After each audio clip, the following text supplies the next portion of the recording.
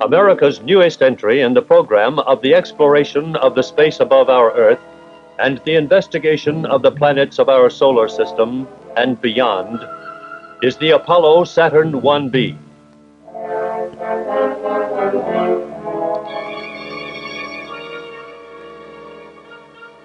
With the successful firing of this space transportation system, the National Aeronautics and Space Administration has added an intermediate space vehicle to its family of 3 Saturn launch vehicles. The Apollo Saturn 1B, standing over 20 stories high, will be the first Saturn to be used for manned flights. It initially will be used for practice and training for the manned lunar mission to be accomplished before the end of the 1960s with the much larger Saturn V booster.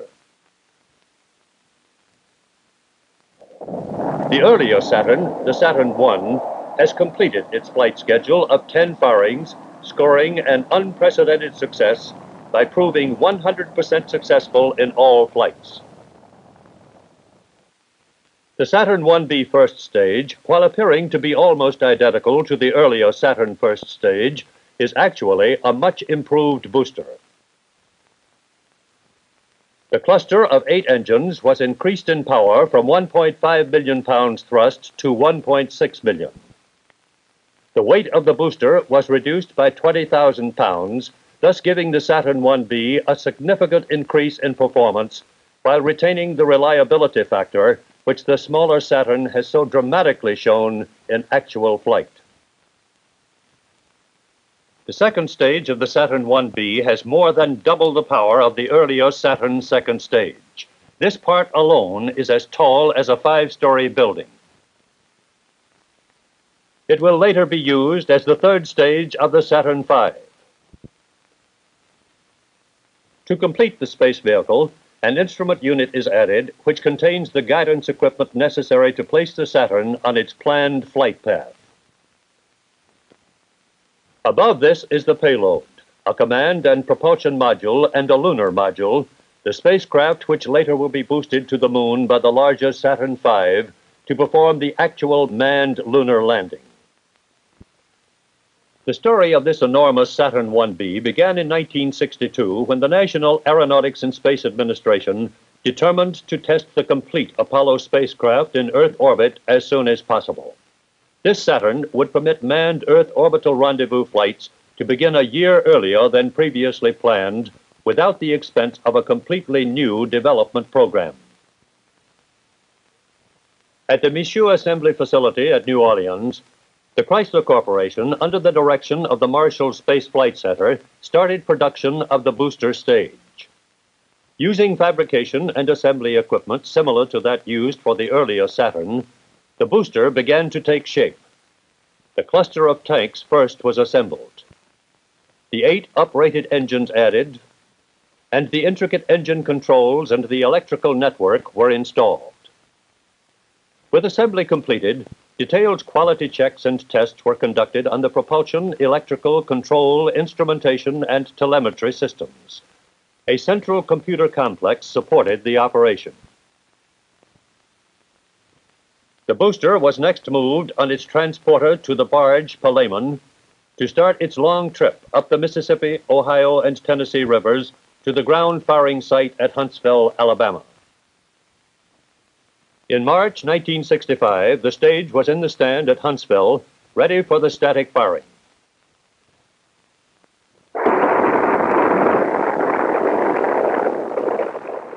It was fired first for 30 seconds, then 2 weeks later fired for the full flight duration of 2½ minutes. Engine control was tested by gimbaling the engines during firing.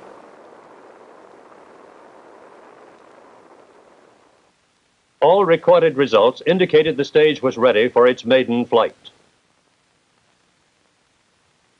It was then barged to Michoud Assembly Facility for final checks and later to Cape Kennedy, where the NASA Kennedy Space Center team began launch preparations.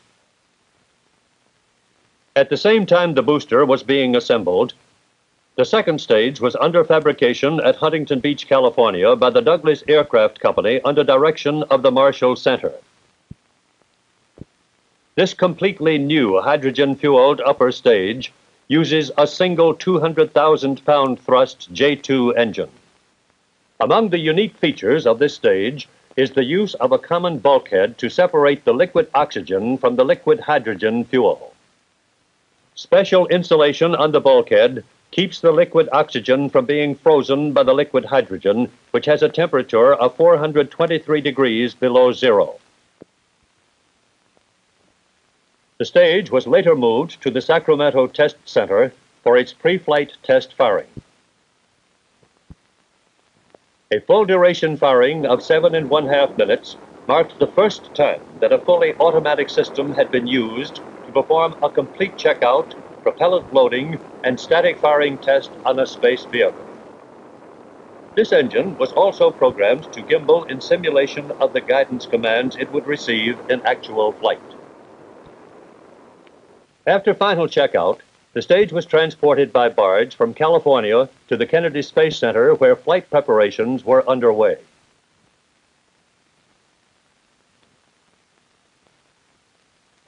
Meanwhile, the instrument unit, the brain or nerve center of the Saturn vehicle, was under joint development by the International Business Machine Corporation and the Marshall Center at Huntsville, Alabama.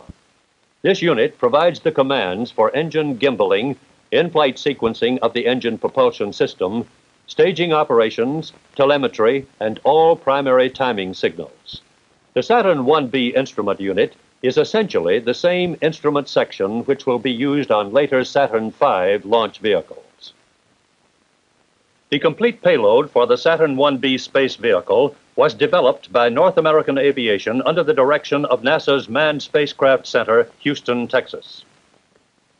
For the first Apollo Saturn 1B flight, this consisted of the command module, the propulsion module, a weight simulating the lunar module, and the launch escape system. Upon completion of the first flight payload, the sections were transported to the launch center for addition to the booster. Before a final development work on both stages and the payload, a complete non-flight version of the full Apollo Saturn 1B vehicle had been placed in a 204-foot-high dynamic test stand at Huntsville. Here, the full rocket was subjected to shake tests for determining its vibration and bending characteristics.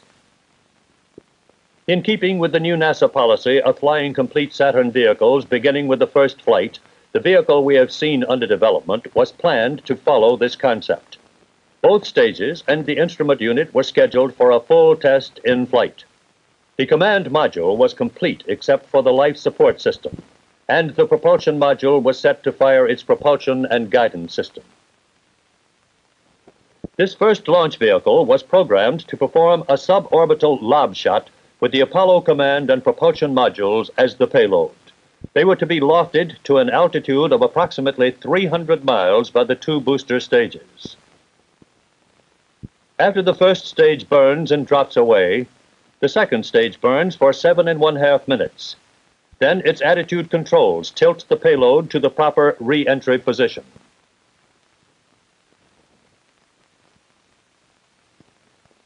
This stage is kicked aside and the command and propulsion modules coast over the apex of the flight path. Small rockets fire to seat the liquid propellants, and the propulsion module engine ignites to increase the re-entry speed. The engine reignites to check the restart capability and further increase the speed. Attitude rockets then turn the command module for re-entry.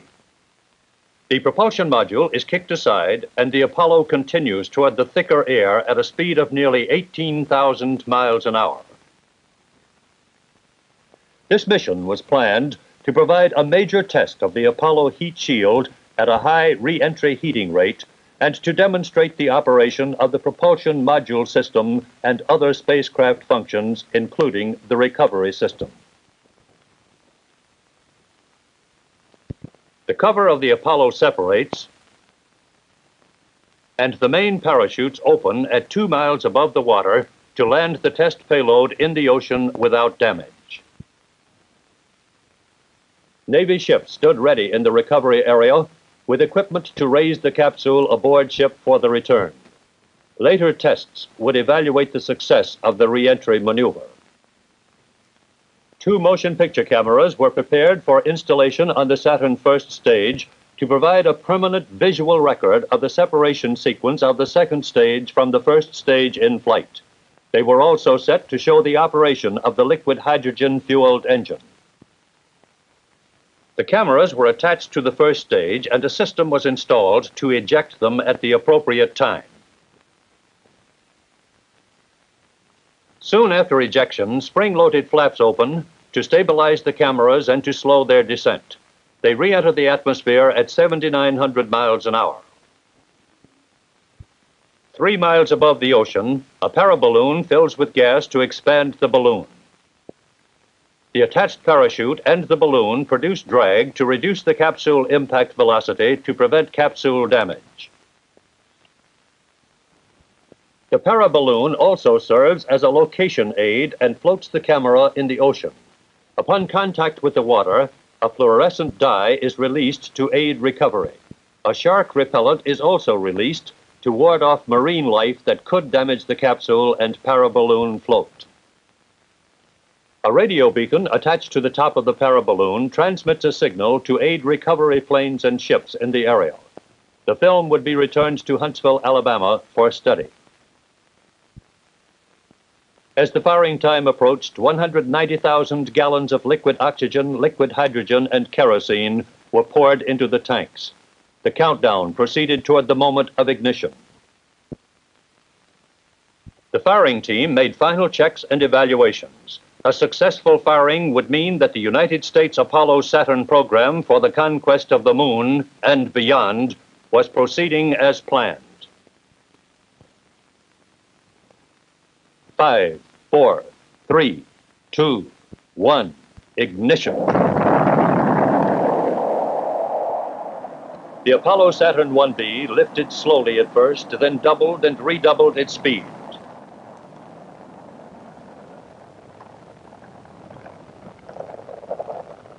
On into the distance it flew.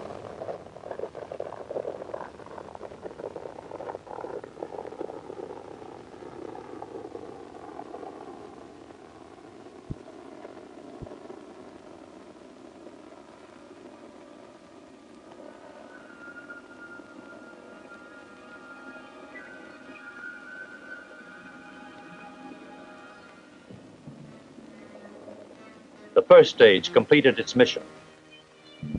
The onboard camera showed the successful separation of the first stage, the burn of the small solid rockets to seat the liquid propellant in the second stage, and second stage ignition. Telemetered information to ground stations revealed the success of the second stage and the propulsion module. The Apollo Saturn 1B had performed its planned mission. With this success, the National Aeronautics and Space Administration has completed another step on the way to the moon.